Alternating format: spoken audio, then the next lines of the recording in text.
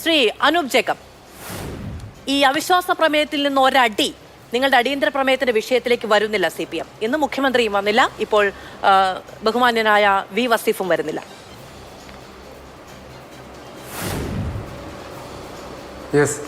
ഇതിനകത്ത് ഒന്ന് പ്രതിപക്ഷ നേതാവിനെതിരെ ആരോപണങ്ങൾ എന്ന നിലയിൽ അദ്ദേഹം ഇവിടെ സൂചിപ്പിക്കുന്നത് കേട്ടു.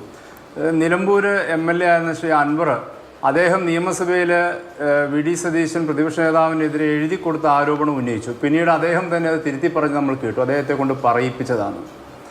പ്രതിപക്ഷ നേതാക്കന്മാരെ ആയിരിക്കുമ്പോൾ അവരെ ബോധപൂർവം ഇല്ലാത്ത ആരോപണങ്ങൾ കൊണ്ടുവന്നെത്തിക്കുവാനുള്ള ശ്രമങ്ങൾ പലപ്പോഴും നടക്കുന്നുണ്ട്. ഞാൻ ആ ഭാഗം അവിടെ വെച്ച് അവസാനിപ്പിക്കുകയാണ്. നമ്മുടെ വിഷയം അതല്ല, അദ്ദേഹം പരാമർശിച്ചുകൊണ്ട് മാത്രം സൂചിപ്പിച്ചതാണ്. ഒരു കാര്യം കൂടി ക്ലാരിഫൈ ചെയ്യട്ടെ. എനിക്ക് വിജയശിവൻ, അതായത് അവിടുത്തെ മുനിസിപ്പൽ ചെയർപേഴ്സണാണ്, വിജയശിവൻ ആക്രമിച്ചു എന്ന നിലയിലുള്ള പരാതിയിൽ എനിക്കെതിരെ പരാതി നൽകിയിട്ടില്ല. എനിക്കെതിരെ കേസ് എടുത്തിരിക്കുന്നത് പോലീസ് സ്റ്റേഷൻ ഉപരോധിച്ചുമായി ബന്ധപ്പെട്ടാണ്. പിന്നെ ഈ കൗൺസിലർ, ചെയർപേഴ്സൺ അടക്കമുള്ള ഇടതുപക്ഷ കൗൺസിലർമാരെ UDF നേതാക്കൾ, പ്രവർത്തകർ ആക്രമിച്ചു എന്നുള്ളത് പൂർണ്ണമായും വ്യാജ പരാതിയുടെ അടിസ്ഥാനത്തിലാണ്. അത് ഞാൻ വളരെ കൃത്യമായി തന്നെ പറയുകയാണ്, ആധികാരികമായി പറയുകയാണ്. അവിടെ ഞങ്ങളുടെ വീഡിയോസ് ഉണ്ട്, അവിടെ നടന്ന സംഭവങ്ങളുടെ മുഴുവൻ ഫോട്ടോസ് അടക്കം എല്ലാം ഉണ്ട്. അവിടെ ഒരിടത്ത് പോലും ഇവരെ ആരെയും ആക്രമണം നടത്തി എന്ന് പറയുന്നത് ആരോപണമാണ്, അടിസ്ഥാനരഹിതമാണ്, തെളിവുകളില്ലാത്ത കാര്യമാണ് എന്നുള്ളതാണ് CPM പറയുന്നത്. അത് തന്നെയല്ലേ പറഞ്ഞുകൊണ്ടിരിക്കുന്നത്. മുഴുവൻ മനുഷ്യൻ കാണുകയല്ലേ, ലോകം മുഴുവൻ മനുഷ്യർ കാണുമല്ലോ ഇതെന്താ സംഭവിച്ചതെന്ന്. അന്ന് ഈ കഴിഞ്ഞ ശനിയാഴ്ച മുതൽ ലൈവായിട്ട് കണ്ടുകൊണ്ടിരിക്കുകയാണ് ആരാണ് അവിടെ എന്താണ് ചെയ്തതെന്നൊക്കെ ഉള്ളത്. പിന്നീട് നമ്മൾ പറയേണ്ട ആവശ്യമില്ല.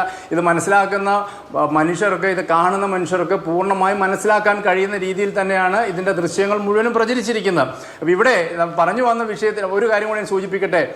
ഇവരെ ആരെയും ഞങ്ങൾ പിടിച്ച് കാല് മാറ്റി, അങ്ങനെ പ്രലോഭനങ്ങളുടെ കാല് മാറ്റി എന്നൊക്കെ നിലയിലുള്ള ആക്ഷേപങ്ങൾക്ക് യാതൊരു അടിസ്ഥാനവുമില്ല. അവർ മാറുമ്പോൾ അവരുടേതായ ചില വിഷയങ്ങൾ അവരെ സംബന്ധിച്ചുണ്ട്. അതും ഈ കൗൺസിലർ വളരെ വ്യക്തമായി മാധ്യമം കൂടെ തന്നെ പറഞ്ഞിട്ടുണ്ട്. സാമ്പത്തികമായി അവരെ തകർക്കാനും തളർത്താനുമുള്ള ശ്രമങ്ങൾ ചില പ്രാദേശിക നേതാക്കളുടെ ഭാഗത്തുനിന്നുണ്ടായെന്നും അത് പാർട്ടി നേതൃത്വത്തോട് പരാതിപ്പെട്ടപ്പോൾ അതിൽ നിന്ന് കൃത്യമായ ഒരു മറുപടി റിലീഫ് അവർക്കുണ്ടായില്ല എന്നും അവരെ അതിൽ നിന്ന് മനഃപൂർവ്വം അതിനുശേഷം പാർട്ടിയിൽ നിന്ന് അപ്രഖ്യാപിത ഊരുവിലൊക്കെ അവർക്ക് അനുഭവപ്പെടേണ്ടി വന്നതും അടക്കമുള്ള ഒരുപാട് കാര്യങ്ങൾ അവർ തന്നെ പറഞ്ഞു. 25 വർഷമായി പാർട്ടിക്ക് കുടുംബമാണ് അവരുടേത്. അവർക്കുണ്ടായ അനുഭവം പറഞ്ഞു. ഞാൻ അതിലേക്ക് വരട്ടെ. ഒരു കാര്യം കൂടി പറയട്ടെ. ഇവിടെ അത് തങ്ങൾക്ക് അനുകൂലമായ ഒരു രാഷ്ട്രീയ സാഹചര്യമായി ഉണ്ടാക്കിയെടുക്കുക എന്ന് പറയുന്നത് ജനാധിപത്യത്തെ അട്ടിമറിക്കലല്ലേ? ഞാൻ പറഞ്ഞത് ക്ലാരിഫൈ കേട്ടില്ല. അതായത് മുഖ്യമന്ത്രി ഇന്ന് പറഞ്ഞത് ഈ പറയുന്ന കാലുമാറ്റവുമായി ബന്ധപ്പെട്ട വിമർശനങ്ങളാണല്ലോ. അതവിടെ ഉണ്ടാവുകയല്ലേ? ഇപ്പോ CPMന്റെ കൗൺസിലർ അവിടെ വരുമ്പോൾ CPMന്റെ കൗൺസിലറിനെ തിരിച്ചു വിളിച്ചു കൊണ്ടുപോകുന്നു എന്നിടത്ത് കോൺഗ്രസിന് അവരെ തട്ടിക്കൊണ്ടുപോയി എന്ന തിരിച്ചറിവും അതുമായി ബന്ധപ്പെട്ട സമരം നടത്തേണ്ടതുണ്ട് എന്ന രാഷ്ട്രീയ ബോധവും വരുന്നത് നിങ്ങൾക്ക് അനുകൂലമായി വോട്ട് ചെയ്യാനെത്തിയ ആൾ എന്ന തിരിച്ചറിവിൽ നിന്നല്ലേ? അങ്ങനെ വോട്ട് ചെയ്യാനെത്തിയാൽ രാജിവെച്ചാണ് പോകേണ്ടത് എന്ന് മുഖ്യമന്ത്രി പറയുന്നത് ജനാധിപത്യ വിശ്വാസം കൊണ്ടല്ലേ? ഇത് അവരെ തിരിച്ചു വിളിച്ചുകൊണ്ടൊന്നും പോയല്ല, പട്ടാപ്പകൽ തട്ടിക്കൊണ്ടു പോയതാണ്. അതൊരു വിഷയം. പിന്നെ ഓരോരുത്തർക്കും അവരവരുടേതായ നിലപാടുകളും രാഷ്ട്രീയ നിലപാടുകളും ഉണ്ടാവും. അവരവരുടേതായ കാര്യങ്ങൾ അവർ തന്നെ വ്യക്തമാക്കിയിട്ടുണ്ട്.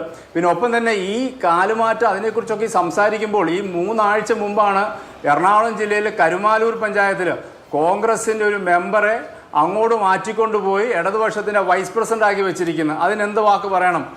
എറണാകുളം ജില്ലയിൽ തന്നെ പായിപ്രയിൽ ഇതേ നിലയിൽ തന്നെ അവിടെ കോൺഗ്രസിൻ്റെ മെമ്പറെ കൊണ്ടുവന്ന് ഇടതുപക്ഷം വൈസ് പ്രസിഡന്റാക്കി മാറ്റിവെച്ചു. ഇതെല്ലാം രണ്ടും എറണാകുളം ജില്ലയിൽ നടന്ന വിഷയങ്ങളാണ്, കരുമാലൂർ പഞ്ചായത്തിലും പായിപ്ര പഞ്ചായത്തിലും. അപ്പോൾ അവിടെ നടക്കുന്ന ഇതിന് എന്ത് ഭാഷ്യമാണ് പറയേണ്ടത്? ഇത് പലപ്പോഴും ഇങ്ങനെയുള്ള ചില വിഷയങ്ങൾ തദ്ദേശ സ്ഥാപനങ്ങൾ ഉണ്ടാവാറുണ്ട്. ഇവിടുത്തെ പ്രസക്തമായ കാര്യത്തിലേക്ക് കടന്നു വരുമ്പോൾ ഞങ്ങൾ ആദ്യമേ സൂചിപ്പിച്ച പോലെ ഇങ്ങനൊരു വിഷയം വരുമ്പോൾ ഇതിനെ നേരിടേണ്ട സമീപനം എങ്ങനെയാണോ എന്നുള്ളതാണ്. അതിനെ സംബന്ധിച്ചുള്ള വ്യക്തമായ മറുപടി ഗവൺമെൻറ് ഭാഗത്തു നിന്ന് അസംബ്ലിയിൽ ഉണ്ടായിട്ടില്ല. അവിടെ പറയുമ്പോൾ ഇവിടെ സംസാരിക്കുന്ന അതേ ഭാഷ്യം തന്നെയാണ് ഇന്ന് അസംബ്ലിയിലും കേൾക്കുവാനിടയായത്. കാര്യങ്ങളെ പൂർണ്ണമായും ഡൈവേർട്ട് ചെയ്ത് മറ്റു തരത്തിലേക്ക് വിടുന്നു. ഇവിടെ ചോദിച്ചിരിക്കുന്ന ആശയപരമായി നേരിടാതെ കായികമായ ഒരു സ്ത്രീയെ ഈ രീതിയിലാണോ സമീപിക്കേണ്ടത് എന്നുള്ള പ്രധാനപ്പെട്ട ചോദ്യമല്ലേ? അതിന് മറുപടി ഉണ്ടാവേണ്ടേ? ഇവിടെ പോലീസിന്റെ ഭാഗത്തുണ്ടായിരിക്കുന്ന വലിയ വീഴ്ച ഇവിടെ ചൂണ്ടിക്കാട്ടപ്പെടേണ്ടേ? ഇതിന് നടപടി ഉണ്ടാവേണ്ടേ? ഇപ്പം 4 പേരെ അറസ്റ്റ് ചെയ്തു എന്ന രീതിയിൽ പറഞ്ഞു. ആ അറസ്റ്റ് ചെയ്യപ്പെട്ടവർ ആരും ഇതിന്റെ യഥാർത്ഥ പ്രതികളല്ല. അവരെ കൊണ്ടുവന്ന് കൊടുത്തതാണ് പോലീസ് സ്റ്റേഷനിൽ. ഒരു കേസ് വരുമ്പോൾ അഡ്ജസ്റ്റ്മെന്റ് പ്രതികളെ ഹാജരാക്കുന്ന രീതിയില്ലേ, ആ രീതിയിൽ ഹാജരാക്കിയ 4 പേരെയാണ് ഇപ്പൊ അറസ്റ്റ് ചെയ്തു എന്ന് പറയുന്നത്. അല്ലാതെ അവരൊന്നും ഇതിൻ്റെ അകത്ത് പ്രതികളല്ല. യഥാർത്ഥ പ്രതികൾ ആരാണെന്ന് അവരുടെ മൊഴിയിൽ അവർ തന്നെ പറഞ്ഞിട്ടുണ്ട്. വളരെ കൃത്യമായി 4-5 പേരുടെ പേരിൽ പറയുകയും ചെയ്തത്. അപ്പൊ ശരി.